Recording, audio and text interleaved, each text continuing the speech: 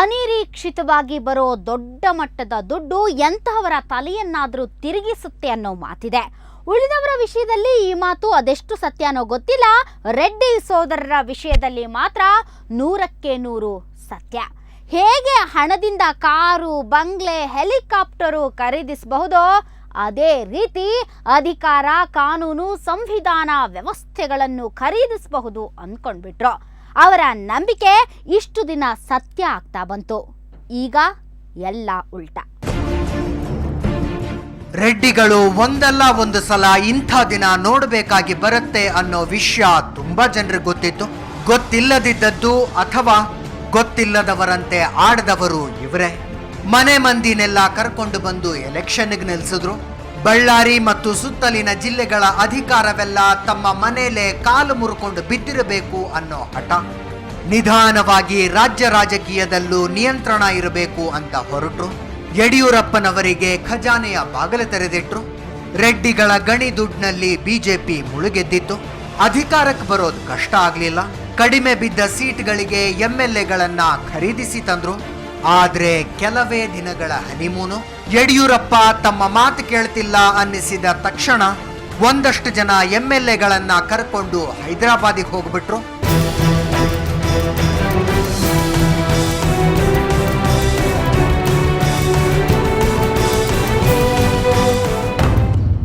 ನೀವು ಒಳ್ಳೆ ಕೆಲಸ ಮಾಡಲಿಕ್ಕೆ ನಾವು ಹೋಗ್ತಾ ಇದ್ರೆ ನೀವೇನೋ ಕೆಟ್ಟ ಕೆಲಸ ಮಾಡಲಿಕ್ಕೆ ನೀವು ಓಡ್ತಾ ಇದ್ರ, ಇದು ಒಳ್ಳೆಯದಲ್ಲ.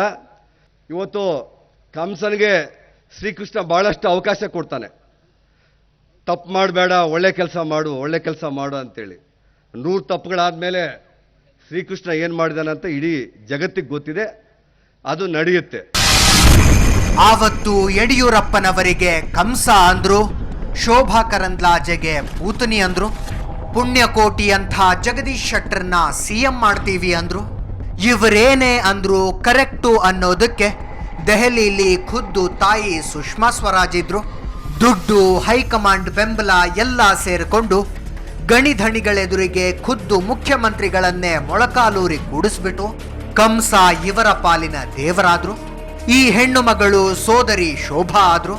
ನಂತರದ ಬಂಡಾಯಗಳಲ್ಲೆಲ್ಲ ಯಡಿಯೂರಪ್ಪನವರ ಪರವಾಗಿ ಬಂಡುಕೋರರ ಜೊತೆ ಮಾತುಕತೆಗೆ ಹೋಗಿದ್ದೇ ರೆಡ್ಡಿ ಬಣ.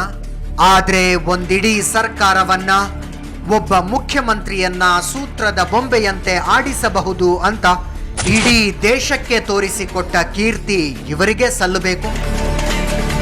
ಈ ನಡುವೆ ಬೇರೆ ಕೋರ್ಟ್ಗಳಲ್ಲಿ ಬಾಕಿ ಇದ್ದ ಕೇಸ್ಗಳಿಗೆ ಇವರ್ಯಾರು ಅಟೆಂಡ್ ಆಗಲೇ ಇಲ್ಲ. ಸಮನ್ಸ್ ಆದ್ರೂ ಕೋರ್ಟ್ಗೆ ಬರಲಿಲ್ಲ. ನಾನ್ ಬೇಲೆಬಲ್ ಅರೆಸ್ಟ್ ವಾರೆಂಟ್ಗಳಾದ್ವು. ಇವರಿಗೆ ವಾರಂಟ್ ಸರ್ವ್ ಮಾಡೋ ಗಂಡಸತನ ಬಳ್ಳಾರಿಲಿ ಅದ್ಯಾವ ಪೊಲೀಸನಿಗಿತ್ತು? ಎದುರಿಗೆ ಕಂಡ್ರೆ ಸೆಲ್ಯೂಟ್ ಕೊಡ್ತಿದ್ರು. ಈ ಮಧ್ಯೆ ನಿಜಕ್ಕೂ ಸಮಸ್ಯೆಯಾದದ್ದು ಆಂಧ್ರದಲ್ಲಿ. ಇವರ ಪಾಲಿಗೆ ಗಾಡ್ ಫಾದರ್ ಆಗಿದ್ದ CM ರಾಜಶೇಖರ್ ರೆಡ್ಡಿ ಅವರಿದ್ದ ಹೆಲಿಕಾಪ್ಟರ್ ನೆಲಕ್ಕಪ್ಪಳಿಸಿ ಬಿಟ್ಟಿತ್ತು. ರಾಜಶೇಖರ್ ರೆಡ್ಡಿ ಇನ್ನಿಲ್ಲ. ಅವರ ಕುಲಪುತ್ರ ಅವಸರಗೇಡಿ ಜಗನ್ ಕಾಂಗ್ರೆಸ್ ವಿರುದ್ಧ ಬಂಡೆದ್ದ. ಅವನ್ನ ತುಳಿಬೇಕು ಅಂತ ಹೊರಟ ಕಾಂಗ್ರೆಸ್ಸು ಜೊತೆಗೆ ರೆಡ್ಡಿಗಳ ಬುಡಕ್ಕೂ ಬೆಂಕಿ ಇಡೋ ನಿರ್ಧಾರಕ್ಕೆ ಬಂದಿತ್ತು. ರಾಜಶೇಖರ್ ರೆಡ್ಡಿ ನಂತರ ರೋಷಯ್ಯ ಆಂಧ್ರದ CM ಆದ್ರು. ಅಕ್ರಮ ಗಣಿಗಾರಿಕೆಯ ತನಿಖೆಯನ್ನ CBI ಕೊಟ್ಟುಬಿಟ್ರು. ಇದು ಒಂದಲ್ಲ ಒಂದು ದಿನ ತಲೆಗೆ ಬರೋ ಕೇಸು ಅನ್ನೋದು ಸ್ಪಷ್ಟವಾಗಿ ಗೊತ್ತಿತ್ತು ರೆಡ್ಡಿಗಳಿಗೆ. CBIನವರು ಇದರ ತನಿಖೆ ನಡೆಸಬಾರದು ಅಂತ ಆಂಧ್ರ ಹೈಕೋರ್ಟ್ನಲ್ಲಿ ಸ್ಟೇ ಆರ್ಡರ್ ಮಾಡಿಸ್ಕೊಂಡ್ರು. ಅದು ಈ ವರ್ಷದ ಆರಂಭದಲ್ಲಿ ವೆಕೇಟ್ ಆಗಿತ್ತು. ಆಗ್ಲೇ ರೆಡ್ಡಿ ಪಾಳಯದಲ್ಲಿ ತಳಮಳ ಶುರುವಾದದ್ದು. ಈ ಮಧ್ಯೆ ಓಬಳಾಪುರಂ ಕಂಪನಿ ಮತ್ತು ಇವರ ಮನೆಗಳ ಮೇಲೆ ರೇಡ್ ಬಿದ್ದ ಇನ್ಕಮ್ ಟ್ಯಾಕ್ಸ್ ಡಿಪಾರ್ಟ್ಮೆಂಟ್ನವರ ಕೈಗೆ ಬೆಚ್ಚಿ ಬೀಳಿಸುವಂಥ ಮಾಹಿತಿಗಳು ಸಿಕ್ಕವು. ಅವನ್ನವರು CBIಗೂ ಕೊಟ್ರು, ನಮ್ಮ ಲೋಕಾಯುಕ್ತರಿಗೂ ಕೊಟ್ರು. ಯಾವಾಗ CBI ಜಗನ್ ಮೇಲೆ ರೇಡ್ ಬಿತ್ತೋ ಇವರು ಭಯಕ್ಕೆ ಬಿದ್ದು ಒಂದಷ್ಟು ದಿನ ಎಲ್ಲೂ ಕಾಣಿಸ್ಕೊಳ್ಳಿಲ್ಲ. CBI ತಣ್ಣಗಾಗಿತ್ತು. ಆ ಬಿಡುವಿನಲ್ಲೇ ರೆಡ್ಡಿಗಳು ರಾಜಕೀಯದ ಯೋಚನೆ ಮಾಡಿದ್ದು.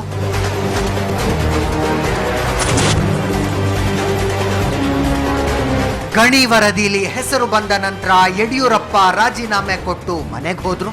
ಅವರ ಜಾಗಕ್ಕೆ ಸದಾನಂದ ಗೌಡರು ಬರಬೇಕು ಅಂತ ಯಡಿಯೂರಪ್ಪ ಫರ್ಮಾನು ಹೊರಡಿಸಿದಾಗ ಏಕಾಏಕಿ ನಿಷ್ಠೆ ಬದಲಿಸಿದ ರೆಡ್ಡಿ ಬಣ ಜಗದೀಶ್ ಶೆಟ್ಟರ್ನ ಸಪೋರ್ಟ್ ಮಾಡಿತು. ಆದ್ರೆ ಜಾಸ್ತಿ ಬೆಂಬಲ ಸಿಕ್ಕಿದ್ದು ಸದಾನಂದ ಗೌಡ್ರಿಗೆ. ಅಲ್ಲಿಗೆ ರೆಡ್ಡಿಗಳು ಪಕ್ಷದಲ್ಲೇ ಮೂಲೆ ಗುಂಪಾಗಿ ಹೋದ್ರು. ಕಾಲ ಕಾಲಕ್ಕೆ ಕಪ್ಪ ಕಾಣಿಕೆ ಸಲ್ಲಿಸಿ ಕೆಲವು ರಾಷ್ಟ್ರೀಯ ನಾಯಕರನ್ನ ಚೆನ್ನಾಗಿಟ್ಕೊಂಡಿದ್ರಾದ್ರೂ ಅವರ್ಯಾರೂ ಸಹಾಯಕ್ಕೆ ಬರಲಿಲ್ಲ. ಸುಷ್ಮಾ ಸ್ವರಾಜ್ ಜೊತೆಗಿನ ತಾಯಿ ಮಕ್ಕಳ ಸಂಬಂಧ ಅಷ್ಟೊತ್ತಿಗಾಗ್ಲೇ ಹಳಸೋಗಿತ್ತು. ಸದಾನಂದ ಗೌಡ್ರ ಸಂಪುಟದಲ್ಲಿ ಈ ಸಹೋದರರ ಪೈಕಿ ಒಬ್ಬೇ ಒಬ್ಬರಿಗೆ ಸ್ಥಾನ ಸಿಗಲಿಲ್ಲ.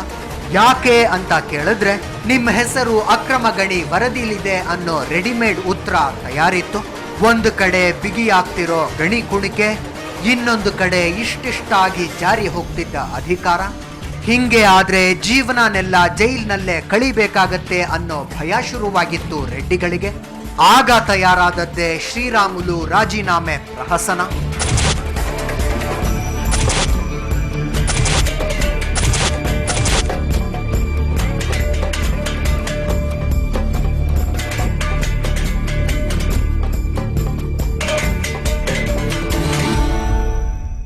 ತಮ್ಮ ನಂಬುಗೆಯ ಬಂಟ ಶ್ರೀರಾಮುಲು ಕೈಯಲ್ಲಿ ರಾಜೀನಾಮೆ ಕೊಡಿಸೋ ಮೂಲಕ ರೆಡ್ಡಿ ಬಣ ಅದೆಂತಹ ರಾಜಕೀಯ ಪಟ್ಟು ಬಳಸಿತ್ತು ಅಂದ್ರೆ ಬಿಜೆಪಿ ಮುಖಂಡರು ತಲೆ ಕೆಡಿಸ್ಕೊಂಡು ಕುಳಿತಿದ್ರು. ಆದ್ರೆ ಬೆಳಿಗ್ಗೆ ಜನಾರ್ದನ ರೆಡ್ಡಿ ಅವರೆದುರಿಗೆ ಬಂದು ನಿಂತ CBI DIG Lakshminarayan you are under arrest ಅನ್ನೋ ಒಂದೇ ಒಂದು ವಾಕ್ಯ ಹೇಳಿ ರೆಡ್ಡಿ ಪಾಳ್ಯದ ಲೆಕ್ಕಾಚಾರಗಳನ್ನೆಲ್ಲ ಬಕ್ಕಬಾರ್ಲು ಬೀಳಿಸ್ಬಿಟ್ರು. ಈಗ ಜನಾರ್ದನ ರೆಡ್ಡಿ ಚಂಚಲ್ಗೂಡ ಜೈಲ್ನಲ್ಲಿದ್ದಾರೆ. ಹಾಗಾದ್ರೆ ಅವ್ರ ಕತೆ ಅಷ್ಟೇನಾ? ಮುಂದೇನಾಗುತ್ತೆ ಅವರ ಕೇಸು? ಒಂದು ಸಣ್ಣ ಬ್ರೇಕ್ ನಂತರ ಹೇಳ್ತೀವಿ.